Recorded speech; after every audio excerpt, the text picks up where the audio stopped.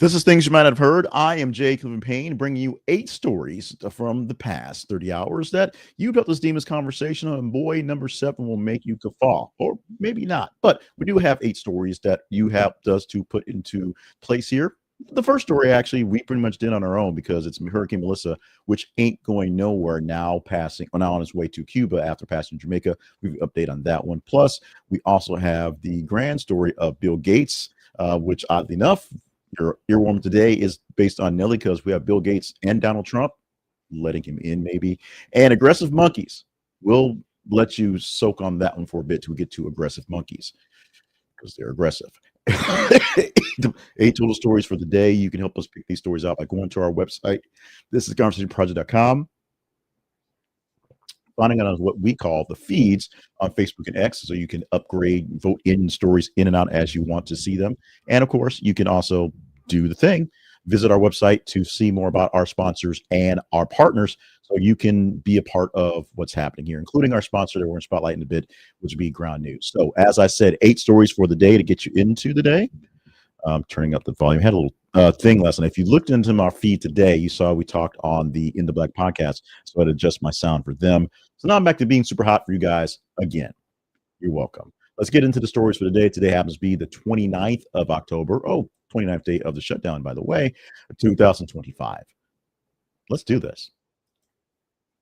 We start off with updates on Hurricane Melissa, which became the most strongest, biggest, most massivest Atlantic storm ever to make landfall in Jamaica.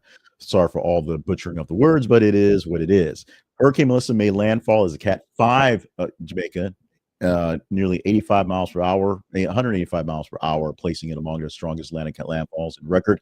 Oh, by the way, there's no Cat 6. Once you get past the number for Cat 5, which is basically 175, you're in uncharted territories. Officials reported that catastrophic wind damage, flooding, and widespread power outages because of Melissa, shredding roofs and swamping low-lying conditions. And also, forecasters are tracking to basically bow down on Cuba, basically hitting Cuba, making land right about now, and the Bahamas will be next. Life-threatening surge in rain all the way it comes.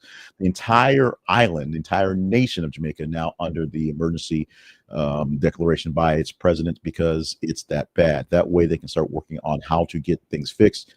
This is one of the greater hurricanes ever to hit the island. So many people who thought, oh, we're riding this out because we wrote it out before, are seeing just how bad it is. Right now, very low numbers of fatalities, casualties, and loss of life, but a whole lot of damage to deal with that we're going to get a chance to basically see come a little sunlight this morning, and relief efforts making its way down there as quickly as possible. Also, relief efforts being held back for Cuba and Bahamas as well, because storm ain't done yet. Right now at a Cat 3, so still very dangerous, but not quite the big, powerful Cat 5 that hit on Jamaica yesterday.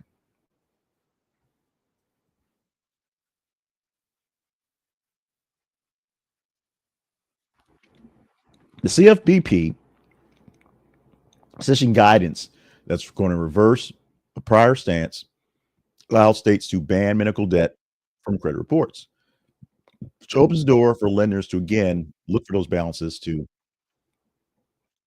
give you a reason not to get any credit. The move accomplishes a litigation that's already been out there that was knocked down by the Biden era rule, which curbs medical debt all around for being reported over and over again, keeping people safe from their medical debt, because it's one of those things that doesn't go away and it's so crushing. It really is hard to actually get any loans, get any security going forward.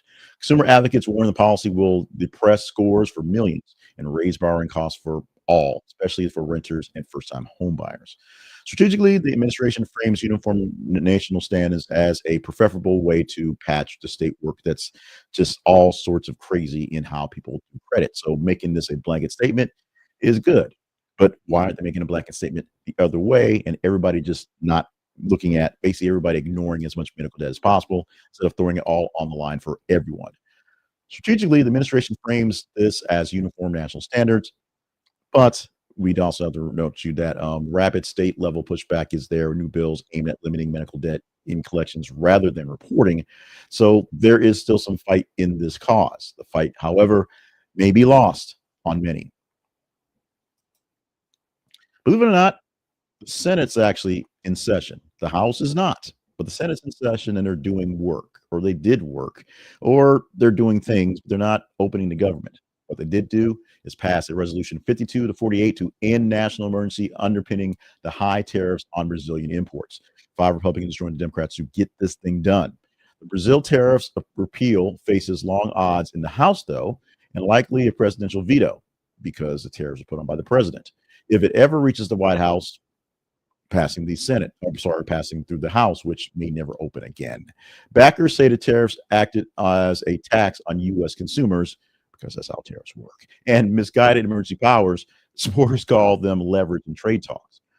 Expect companion votes, testing GOP appetite for other looming trade things that Trump has put out there, especially in this week where he's out there trying to do deals in Asia and trying to have some things actually come to fruition.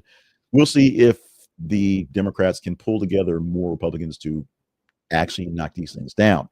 This is a strategy that's been a long time coming in a time where we're complaining about the guys not getting work done because we have a right to, because they're not. They're doing something. They're doing something that is against the will and wishes of the president right now, which is also saying something. As we already said already, though, there's not a lot of votes in the positive to do the negatives towards the Trump administration's bidding.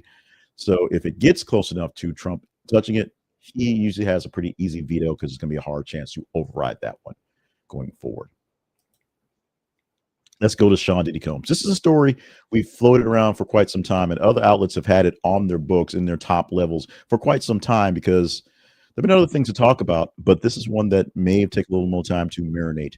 Now, the reason why it's a big deal is because Sean Combs has been sort of hoping for some sort of pardon by the president. And as those hopes are pretty much now done, we now have what his actual release date for prison will be. The Bureau of Prisons lists his date as May 8th, 2028 for the projected release date for conviction and sentencing, following conviction and sentencing.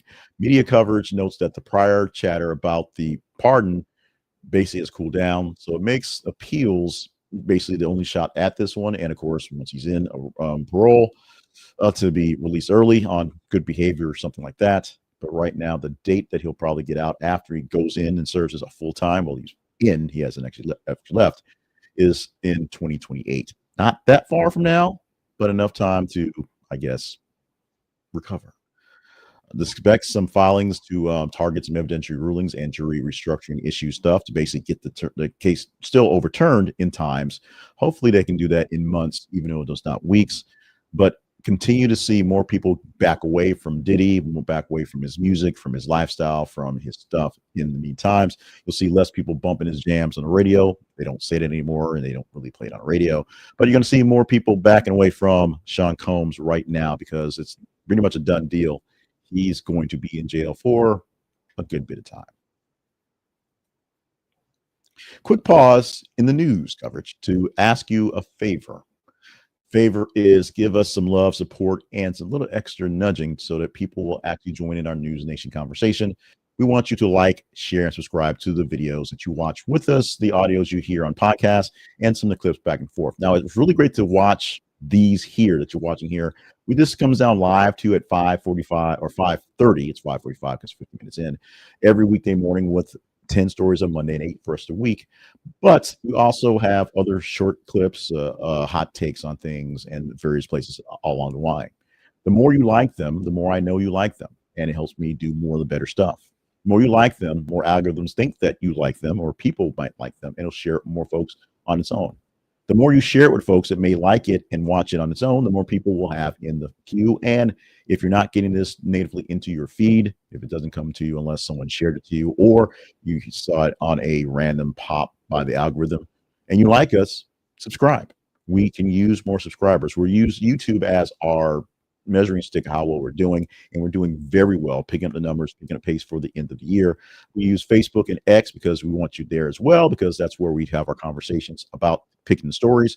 So we want you there as well, but we are monetized on YouTube, so it helps out a lot. Also, check out our website. This is theconversationproject.com for more places where we be, where we are, what we do, and of course, how you can help us engage and grow further going forward. In the world of podcasting, there are way too many podcasts and way too many people of middling to low level authority and and of notoriety to be there. These are two people that have a lot of sway in the world of podcasting and in the world that's underground politics and conversation in the Black community. And Angela Rye had to step up and issue an apology to Joe Budden on his podcast or about his podcast, which she said in the actual reply video she did on her podcast, Native Land podcast. It, basically the title was that Joe Budden is but dumbing down America with his podcast. She apologized in the provocative episode title of the Native Land podcast, announcing the framing was unfair. Budden had called out the show for pegging a broader anti-intellectual critique of his, because there's a if you're not Black, you're not following what's going on. There's this weird anti-intellectual sort of backlash happening in the Black community for these things. Essentially, way too many barbershop yuck it up type things that don't really get when people go back and forward. And a lot of this is coming off of Lamont Hill's recent interview on the on Joe Budden's podcast, where he was talking some intellectual stuff and also talking some of the things on his suppression, and they basically played it down or essentially were trying to talk sports. It was a really crazy look, which is why Angela Rye and her podcast group had some words about it. But she is apologizing not so much for the content, but for the title, which sort of led where the conversation went. Now, for lessons for all of us in the media, title discipline matters, and it also means you have to put over personalization out of the way to make sure that it's substance that is bringing people in. Clickbait, that thing we talk about all the time, it's still there. And clickbaiting things to make things outlandish and pull people in that have no idea, no reason, no point to what's happening is a bad thing. So there'll be follow-ups. There's plenty of people who are doing copycat discourses and basically breaking down the two pieces. And we also had other folks who actually have went on and sort of challenged Angela Rye for her actual discussions on this and the anti-intellectual backlash. We also you had the recent issue of that podcast, their podcast, where Charlamagne the God was on and basically gave Angela a little bit of words into the extent that way. So there will be beefs because you got to have these things. There must be discourse. There must be some sort of distinction between the two. And it's not necessarily a non-fair comment. The way it was framed, the way they put it into the comments, into the title, the way they sort of made it look like this conversation was going, a little off-putting and way kind of off. Maybe not way off, but a slight shift in change in tone. In a memo, Bill Gates is arguing that climate change is there, but the fight should pivot from pure emissions targets to reducing human suffering, things like poverty, disease, and resilience to the poorest countries. Here's what he's pitching right now. Backstop mitigation with faster health adaptation wins that measure improved lives in the warming world. We're not going to end climate change, but we can navigate so we do it better and live better. Gates' essay outlines tough truths about technology and timelines and urges energy innovation alongside vaccine and food security funding. Now, scientists are quoted by the AP, where most of the information got from this, say the debate is useful and provides adaptation and doesn't crowd out urged decarbonation. Basically, they still should be fighting the fight, but having this slight debate from a person who basically was saying the end of the world is coming because of climate change, Bill Gates, to the end of the world's not necessarily coming, but so we should just make sure we're living the world better, is a good thought. But here's sort of the trigger on that one. Bill Gates recently had dinner with Donald Trump and Melania somewhere and had a big talk with them because of, Trump has things going on and Trump thinks climate change is a hoax. And now Bill Gates is saying it's not a hoax, but we should stop focusing on, trying to eliminate the change because it's here and just live with it. So a slight change in his tone, and some people believe has something to do with the tone changer in chief, one Donald John Trump. Meanwhile, his former company, Microsoft, is now back in the $4 trillion club, joining Nvidia as the stock rises again for Microsoft. $4 trillion market cap right now. So if you own it, you are doing good. The milestone reprises July's first breach and underscores how earnings and AI guidance are continuing to set the equity narrative. Now, AI is big for Nvidia. They make the chips that produce AI. Microsoft, with its new AI platforms, are doing what it can to stay with everyone else. And as far as the platforms are concerned, they are pretty much in the mix. Apple was briefly at that level, but then sort of had a pullback. But it's basically a three-way horse race between Apple, Nvidia, and Microsoft to be at the top level right now. Apple, with its AI, is putting things in everything as well. Microsoft, which runs all the computers Apple doesn't, has things all over the place. So it is coming a big thing. Now, AI infrastructure and software monetization remains a dominant factor that models really care about. And in the world right now where people can't find food and are worried about paying rent, the stock market is going up because of AI. Oh, AI is literally getting people fired at the same time. Now, this is not so much bad for these companies because it is the future of what's going on. And you should understand it, should get a sense of it, shouldn't be afraid of it. At the same time, the stock market is not the economy. So if you have money in the market and it's doing well, keep an eye on it because that's a good thing. If you don't, now might be the time to find some, if you have some, just to put in there so it's in the market as things go. If you're dealing with your own insecurities, there are many resources to get to and take care of yourself. Make sure you're taken care of first before you think buying a whole bunch of Microsoft is going to save your life, because that's not going to do it. And I promise you, aggressive monkeys, we have aggressive monkeys who escaped the overturned truck in a highway in Mississippi and a wild rescue effort. Think about that.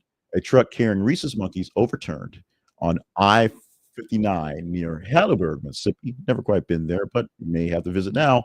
Several primates escaped, triggering a major response. Officials initially warned that the monkeys might be infected, but Tulane University disputed that claim and said the animals were not infections, but they were a bit ornery.